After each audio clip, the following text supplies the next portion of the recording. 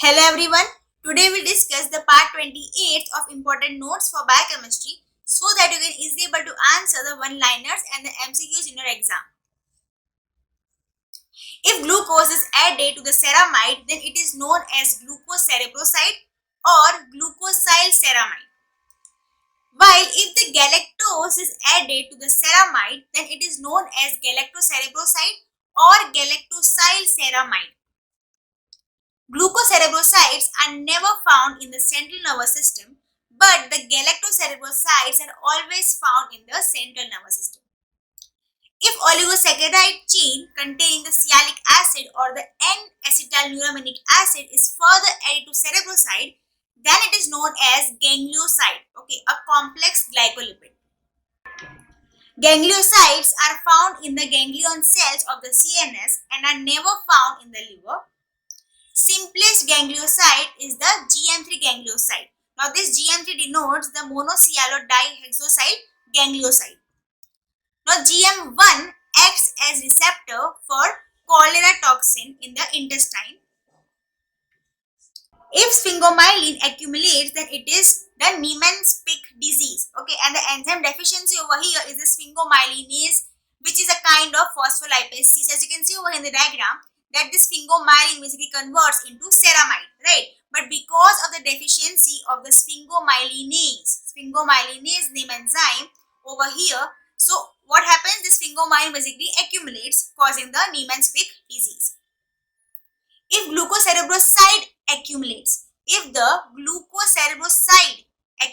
then it is this basically causes the Gaucher's disease. The enzyme deficiency over here is the glucocerebrosidase, or we can say beta glucosidase enzyme.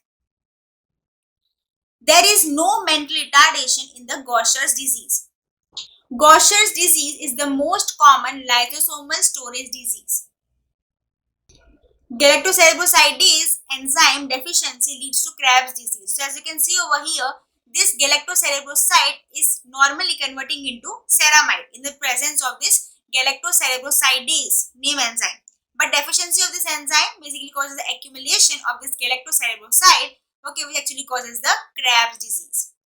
Fabry's disease is basically caused due to deficiency of the alpha galactosidase A named enzyme. Deficiency of the alpha galactosidase A name enzyme basically causes the Fabry's disease. Now as you can see over here, this ceramide trihexoside normally converts into glucocerebroside.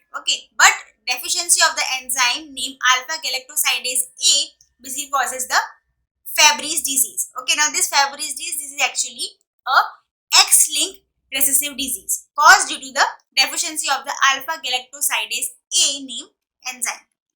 Now next is the Tay-Sachs disease. Now when there is deficiency of the enzyme named the hexosaminidase A name enzyme, if this particular enzyme is deficient, this will cause the ganglioside to accumulate, and this will cause the Tay-Sachs disease. Now this Tay-Sachs disease, in the Tay-Sachs disease there is no hepatosplenomegaly. Sphingolipidosis are the Niemann-Pick disease, Gaucher's disease, Tay-Sachs disease, Fabry's disease, Krebs disease, Farber's disease, generalized gangliosidosis, and also the metachromatic leukodystrophy and the Sandoff disease are included in the sphingolipidosis. Now the sphingolipidosis with no mental retardation is the Gaucher's disease and the Fabry's disease. Sphingolipidosis with no cherry red spots is the Gaucher's disease and the Fabry's disease.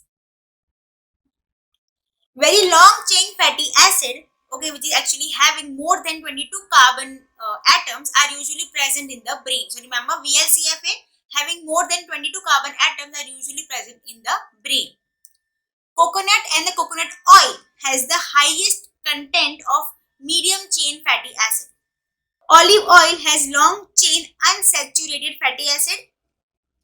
Butter has long chain saturated fatty acid. Beef fat has long chain saturated fatty acid. Number of hydrogens in case of a saturated fatty acid with no double bonds are double the number of carbons. For example, the acetic acid actually have only 2 carbon atoms, and it has 4 hydrogens. So number of hydrogens in case of saturated fatty acid are double the number of carbons. Usually unsaturated fatty acids have double bonds in cis configuration, but on prolonged heating it get converted into the trans configuration. Okay, so as you can see over here, this is the cis and the trans configuration. Trans fats are dangerous as they increase the triglycerides. LDL, what is LDL? LDL, that means a low density lipoprotein. LDL are the bad cholesterol. Okay, so trans fats dangerous because they increase the LDL, triglycerides, and also they decrease the HDL. HDL is the high density lipoprotein, which is a good cholesterol. So trans fat basically increases the bad cholesterol while decreases the good cholesterol. That's why the trans fats are dangerous.